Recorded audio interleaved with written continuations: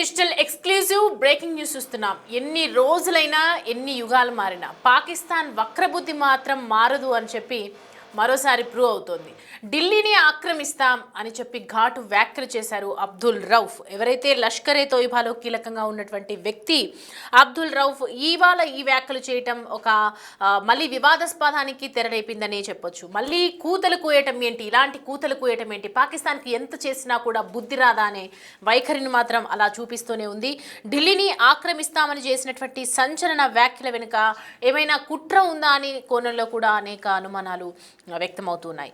ఢిల్లీ నగరాన్ని పెళ్లి కూతురిగా మారుస్తామని ప్రగల్భాలు పలికినటువంటి పరిస్థితి కనిపిస్తుంది. అంటే పెళ్లి కూతురిగా అంటే ఎంత కించపరిచి మాట్లాడుతున్నారు అనేది మాత్రం మనకి క్లియర్ కట్గా అర్థమవుతుంది. మన ఆర్మీ వైమానిక దళం పైన పిచ్చి కూతలు కూస్తూ కాశ్మీర్లో వివాదం మరింత ముదురుతోందని, ఢిల్లీని ఎప్పటికైనా ఆక్రమిస్తామని చెప్పి చేసినటువంటి రౌఫ్ వ్యాఖ్యలను ఏ విధంగా చూడాలి అనేది మాత్రం అర్థం కావట్లేదు.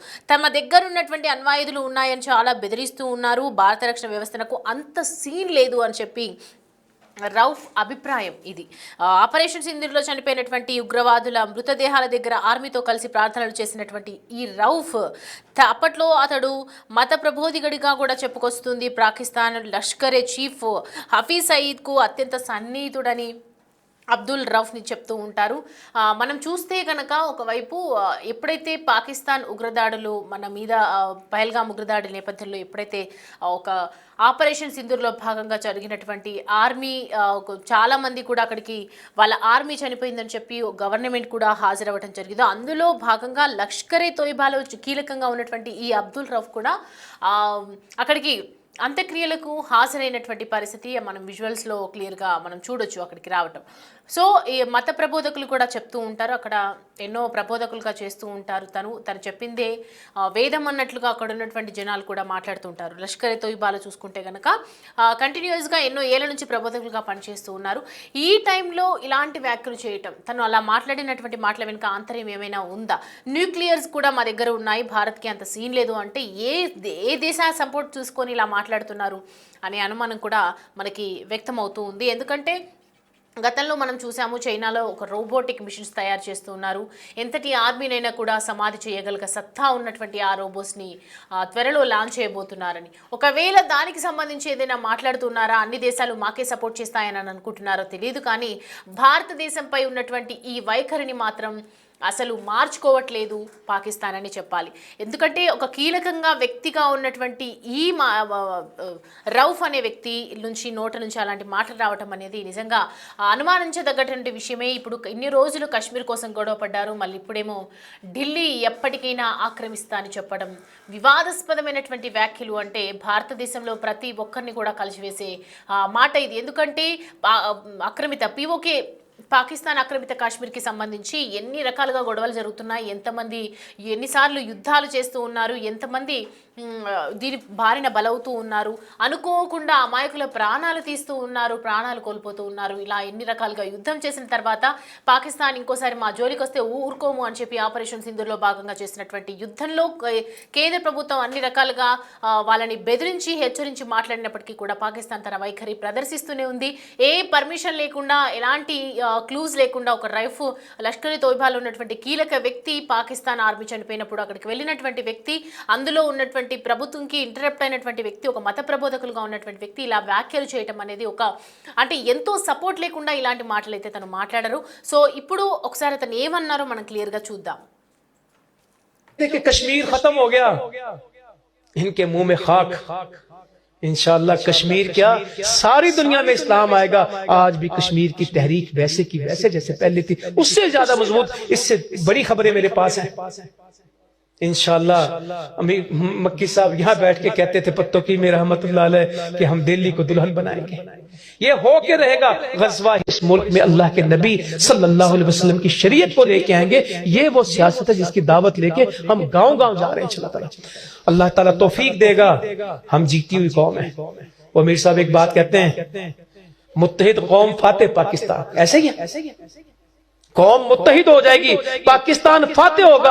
आज से 8 महीने पहले हिंदुस्तान का मंजर और था, आज 6 महीने पहले, ये 10 मई हुआ, आज हिंदुस्तान का मंजर और है। हम मुंतशिर थे, मुत्तहिद हो गए, वो मुत्तहिद थे, मुंतशिर हो गए। कल जहाज गिर आज पूछ लो हिंदुस्तान में डिग्गा क्यों। और इंशाल्लाह 50 साल तक हिंदुस्तान की जरूरत नहीं है वो पाकिस्तान की तरफ आंख उठा के देखे। इंशाल्लाह इतना मारा उनकी नस्लें याद करेंगी।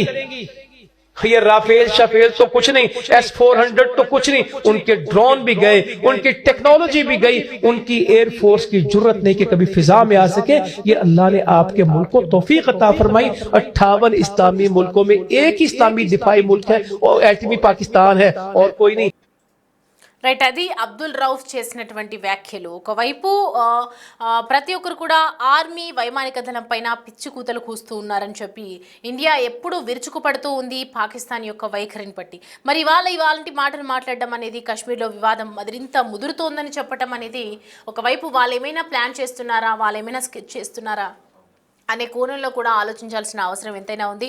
ఆ ఆపరేషన్ సింధూర్లో చనిపోయినటువంటి ఆ ఉగ్రవాదులు, వాళ్ళ ఉగ్రవాదుల టైంలో ప్రార్థన చేసినటువంటి రౌఫ్ ఇలా ఇవాళ మాటలు మాట్లాడడం అనేది ఒకవైపు భారతదేశంకి అలర్ట్గా ఉండాలి అని చెప్తూ ఉన్నారు.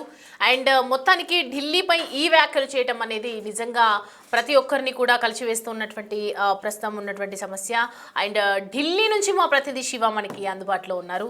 శివాని అడిగి తెలుసుకుందాం అసలు ఎందుకు ఇలాంటి వ్యాఖ్యలు పిచ్చికూతలు కూయటం జరిగింది అబ్దుల్ రౌఫ్ అనేది.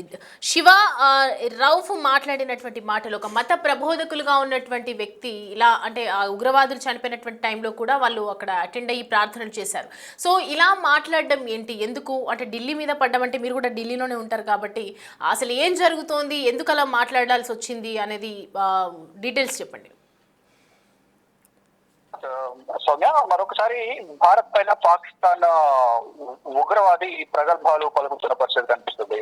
ఢిల్లీని ఆక్రమిస్తానని కూడా అబ్దుల్ రౌఫ్ సంచలన వ్యాఖ్యలు చేశారు. లష్కరే తోయిబాలో అబ్దుల్ రౌఫ్ కీలకంగా ఉన్నారు. అయితే ఢిల్లీ నగరాన్ని పెళ్లి కూతురిగా మారుస్తామంటూ కూడా ప్రగల్భాలు పలికారు. ఇక మన ఆర్మీ వైమానిక దళం పైన కూడా ఇష్టానుసారం పిచ్చికూతులు కూస్తూ ఉన్న వీడియో ఒకటి సోషల్ మీడియాలో వైరల్ అవుతుంది. కాశ్మీర్ లో వివాదం మరింత ముదురుతుందని, ఢిల్లీని ఎప్పటికైనా ఆక్రమిస్తామంటూ కూడా రౌఫ్ వ్యాఖ్యలు చేశారు. తమ దగ్గర అణ్వాయుధాలు ఉన్నాయంటూ కూడా బెదిరించే ప్రయత్నం చేశారు. ఇక భారత రక్షణ వ్యవస్థకు అంత సీన్ లేదంటూ కూడా రౌఫ్ వ్యాఖ్యలు చేశారు. ఆపరేషన్ సింధూర్ లో చనిపోయిన ఉగ్రవాదుల మృతదేహాల దగ్గర ఆర్మీతో కలిసి రౌఫ్ ప్రార్థనలు చేశారు. అప్పట్లో అతను మత ప్రబోధకుడిగా చెప్పుకొచ్చిన పాకిస్తాన్ లష్కరే చీఫ్ హఫీజ్ సయద్ కు అత్యంత సన్నిహితుడుగా వ్యవహరిస్తున్నారంటూ కూడా అబ్దుల్ రౌఫ్ సంబంధించి కొంత సమాచారం అయితే అందుతోంది. అంటే ఆపరేషన్ సింధూర్ సమయంలో ఏప్రిల్లో బైసరన్ వ్యాలీలో కాల్పులు జరిగిన తర్వాత భారత్ ఆపరేషన్ సింధూర్ చేపట్టింది. ఆపరేషన్ సింధూర్ లో భాగంగా పాకిస్తాన్ లోని ఉగ్రవాద స్థావరాలపై దాడులు చేసే నేపథ్యంలో ఆ ఉగ్రవాద స్థావరాల్లో చనిపోయిన ఉగ్రవాదులకు సంబంధించిన అంత్యక్రియలో పాకిస్తాన్ ఆర్మీతో పాటు ఒక మత ప్రబోధకుడిగా ఈ అబ్దుల్ రౌఫ్ అక్కడ పాల్గొని వారి అంత్యక్రియలో పాల్గొని ప్రార్థన నిర్వహించారు. అయితే అతను ఒక మత ప్రబోధకుడు మాత్రమే, ఈ టెర్రరిజానికి ఉగ్రవాద స్థావరాలకు కానీ ఉగ్రవాదులకు ఎటువంటి సంబంధం లేదనేది గతంలో కొంత ప్రచారం చేసినప్పటికీ కూడా మళ్ళా ఇప్పుడు తన యొక్క నిజ స్వరూపం అనేది ఏకైనా బట్టి ప్రధానంగా అర్థమవుతుంది. అంటే ఢిల్లీని ఆక్రమిస్తాము, గతంలో కూడా చూసాం మనం గతంలో జరిగిన దాడులను దృష్టిలో ఉంచుకుని కూడా ఇటువంటి వ్యాఖ్యలు చేసి ఉండొచ్చు అనేది కూడా ప్రధానంగా తెలుస్తుంది. ఏదైతే మొత్తం దేశవ్యాప్తంగా కూడా ఈ లష్కర్ తోయిబా అలాగే జైషే మహమ్మద్, ఐసిస్ ఈ పాకిస్తాన్ కి సంబంధించిన ఉగ్రవాద సానుభూతి పనులు ఎవరైతే ఉన్నారో వారందరూ కూడా గతంలో పిఓకే బోర్డర్ లో అక్కడ ఉన్న పాకిస్తాన్ ఆక్రమిత కాశ్మీర్ లో సమావేశమై ఇటు భారత ఆర్మీ ఇటు భారత్ సంబంధించిన రాజకీయ నాయకుల టార్గెట్ గా దాడులు చేసేందుకు ఒక ప్రణాళికను కూడా సిద్ధం చేసినట్టు తెలుస్తుంది. దానిలో భాగంగానే ఆ సమావేశం జరిగిన కొన్ని రోజులకు ఢిల్లీలోని ఎర్రకోట వద్ద ఈ బ్లాస్ట్ జరగడం అనేది కూడా జరిగింది. అదే బ్లాస్ట్ అనేది దేశవ్యాప్తంగా 32 ప్రాంతాలను బ్లాస్ట్ చేయాలనేది, 32 వాహనాల్లో చేయాలనేది కూడా ఒక ప్రణాళికను వారు రచించారు. కానీ దాన్ని కొత్త కూడా భద్రతా బలగాలన్నీ కూడా భగ్నం చేశాయి. ఇప్పుడు మళ్ళా దాడులు చేస్తామంటూ కూడా మరోసారి ప్రగల్భాలు పలుకుతున్నారు. అంటే ఢిల్లీని ఆక్రమిస్తామనేది ప్రధానంగా ఉగ్రవాది లష్కర్ తోయిబాకి సంబంధించిన ఉగ్రవాది అబ్దుల్ రౌఫ్ చెప్తున్నారు. కానీ ఇంత బహిరంగంగా వ్యాఖ్యలు చెప్పిన నేపథ్యంలో భారత ప్రభుత్వం మొదటి నుంచి కూడా అప్రమత్తంగానే ఉంది. ఇప్పుడైతే వైశాఖ వ్యాలీలో పెహల్గామ్ లోని వైశాఖ వ్యాలీలో కాల్పులు జరిపారో పర్యాటకులపై అప్పటి నుంచి కూడా ఆపరేషన్ సింధూర్ ప్రకటించింది. తర్వాత కాలబేరానికి వచ్చి భారత్ చేసే దాడుల వల్ల అక్కడ అనేక తరగా ఆర్థికంగా నష్టపోయింది. అనేక మంది ప్రాణాలు కోల్పోయారు. ఉగ్రవాద స్థావరాలు కానీ వైమానిక స్థావరాలు అన్ని కూడా నష్టపోయింది పాకిస్తాన్. ఈ నేపథ్యంలోనే కాలబేరానికి వచ్చి కాల్పుల విరమణ పొందడానికి అంగీకరించింది. ఆ సమయంలో మళ్ళా గనక ఏమైనా దాడులకు తెగబడితే మాత్రం దీన్ని అపరికృత యుద్ధంగా భావించి మా రియాక్షన్ అనేది చాలా తీవ్రంగా ఉంటుంది. యువకందరి విధంగా దాడులు చేస్తామంటూ కూడా ప్రధాని నరేంద్ర మోడీ, కేంద్ర హోంమంత్రి, రక్షణ శాఖ మంత్రి, త్రివిధ దళాలు కూడా పాకిస్తాన్ ను హెచ్చరించాయి. అప్పటి నుంచి కూడా ఏదో ఒక విధంగా ఇటు జమ్మూ కాశ్మీర్లను ఇతర ప్రాంతాల్లో చొరబాటు ప్రయత్నాలు చేస్తున్నారు. ఇదే విధంగా దాడి చేయాలి, భారత్ ఏదైతే నష్టం చేకూర్చాలని కూడా ప్రయత్నాలు చేస్తున్నారు. దానిలో భాగంగానే ఢిల్లీలో బ్లాస్టులు పాల్పడ్డారు.